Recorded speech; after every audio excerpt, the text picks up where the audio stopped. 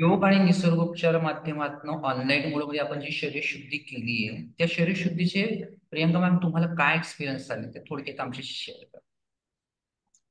नमस्कार, मी प्रियांका पाटील. माझं वय 29 आहे.